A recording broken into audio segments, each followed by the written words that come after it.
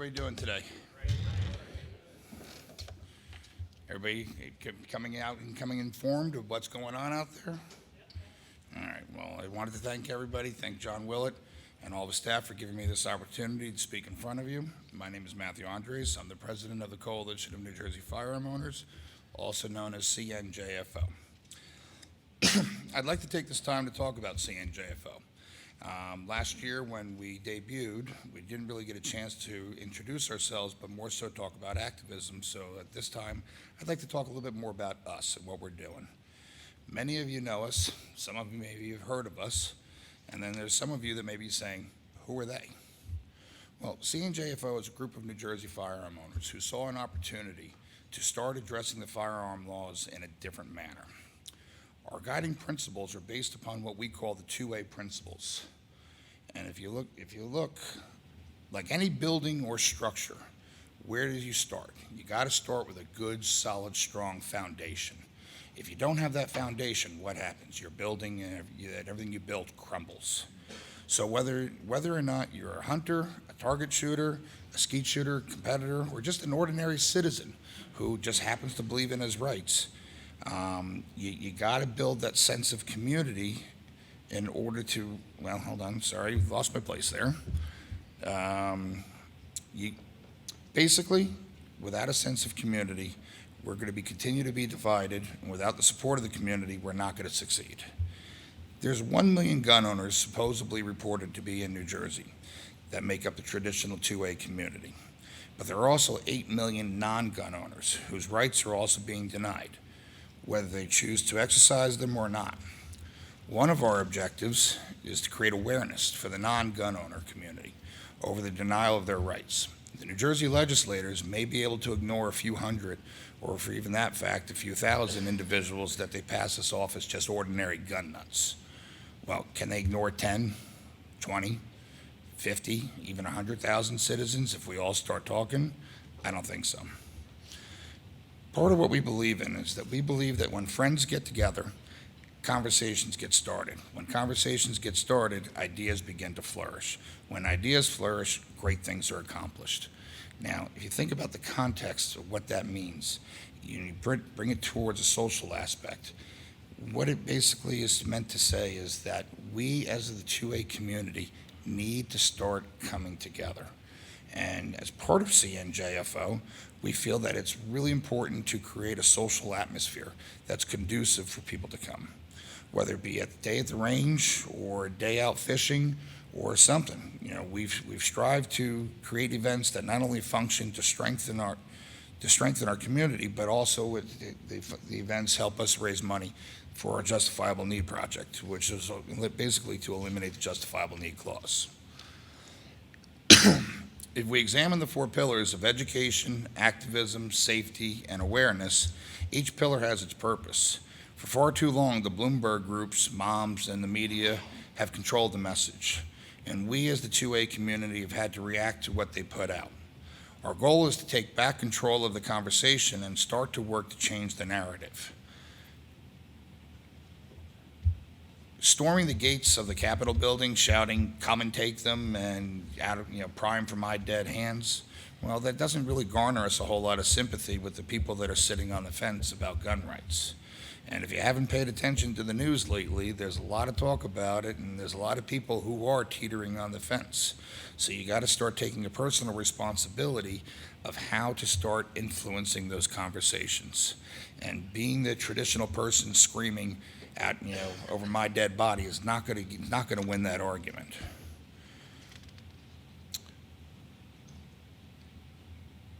One of the things that we try to do and that we're working towards is we want to start building together educational programs about firearms and the laws that surround them and how to be a safe and responsible gun owner. There's a lot of people out there who are interested in guns and interested in firearms but don't know where to go. Us as an organization are trying to take those messages to the streets, to the public, get it out in front of them, get them to where they can get that information. But it takes manpower to do so. But when by creating that strong community taking control of the conversation and demonstrating to the public that we are interested in not only protecting our rights, but how they are losing their rights, we can support the Second Amendment in a vastly different approach. There are other groups, and we strongly suggest that you support them equally, some who are better suited to a different approach. Direct action against legislators, lobbying, and protests are certainly useful tactics. Our mission is to enhance their usefulness by expanding pro-rights community so that the legislators begin to take seriously, and only then will they start to begin to listen to us. Just a side note, CNJFO was created and established as a 501c3 charitable organization. Our purpose is education-based. We feel that this approach will enable us to reach a broader audience and to open more doors and to find more sympathetic to our cause and garner their support. So many people have asked us, well, why don't you protest the legislators? Why aren't you doing this against the legislators? If anybody's not aware, a C3 organization is not allowed to do so. We are allowed to lobby for a cause. We can support a cause, but we cannot support one legislator over another. So if you don't see us rallying around a particular person, there's a reason why. But just kind of wanted to put that out there. But on a totally different note, how many of you guys have met Charlie yet? Who's seen Charlie through social media and any other place out there? Pretty interesting character. When we were doing our study group, we had some pretty interesting emotions that came up about him. People said, well, he's scary. Well, he's supposed to be scary. We interviewed different billboard companies, and out of the billboard companies, they said, he's alarming. Well, he's supposed to be alarming. They said, well, we want you to put something different. Well, basically, we had one billboard company that said, basically, would you please put a bunny with a pancake on his head? Because he's too scary to put up there. Well, Charlie serves a purpose. Charlie is our main character of our Justifiable Need billboard campaign.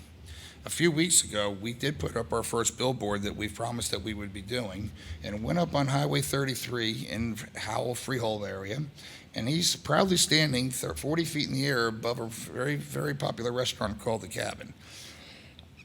And although billboards may be ineffective to try to get how many people you see, the power of social media is incredible. Just look at what everybody does with it. Well, the day that we put this out and we put them out there on social media, this picture hit 27,000 different people. So that's 27,000 people that may or may not have been gun owners. And I know a lot of them weren't.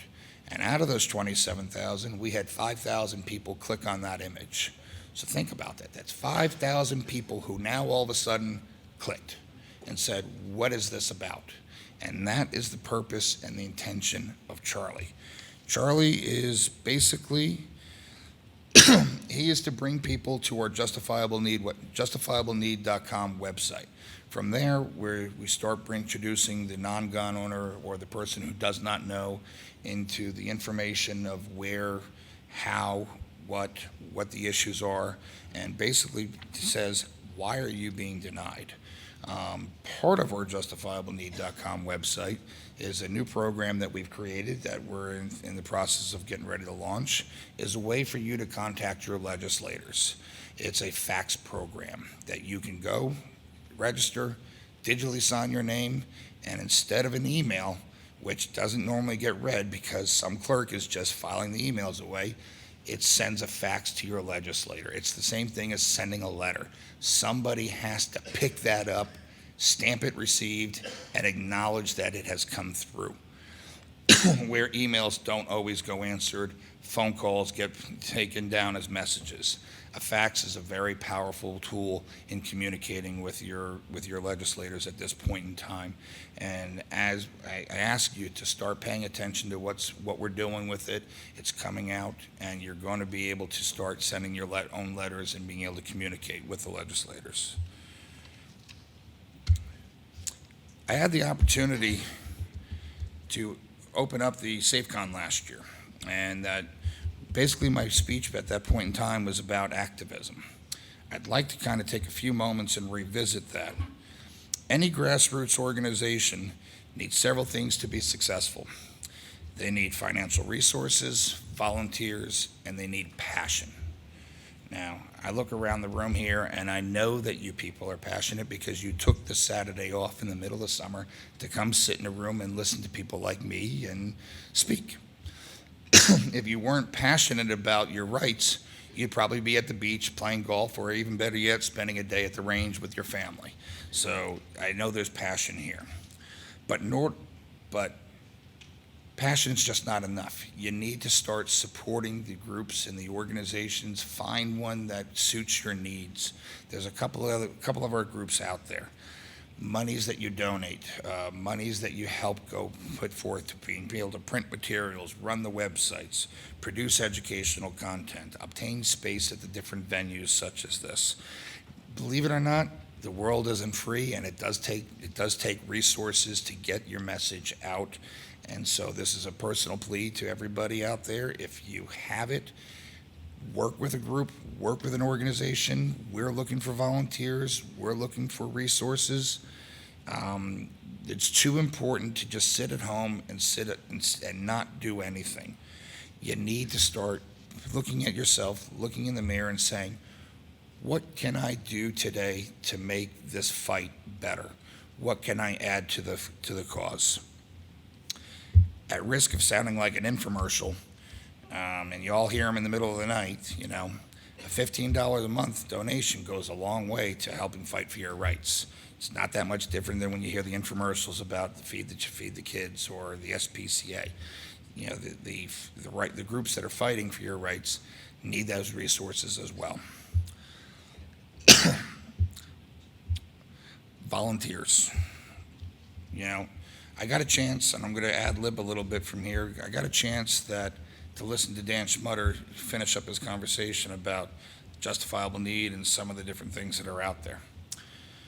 One of the things that I find as running this organization is that volunteers are difficult to come by. And then last year when I was able to do the speech, I happened to talk about skill sets. Each and every single one of you, no matter what you think, has a skill set that they can bring to the table. That skill set doesn't necessarily mean you have to be the one who is writing to the legislator. If you're good at writing a blog, writing a letter, helping create web content, planning a party, creating events, there's something that you can do, and I invite you to please come to the exhibitor booth, come sit and talk with us. We've got a lot of good things going on. Come out, take a picture with Charlie, blast it to your social media, let everybody know where you're at. But most importantly, get involved. It's the one thing that I have to say, just get involved. And I thank you, Ainsley, I thank you, John Willett, and I thank every one of you for all showing up.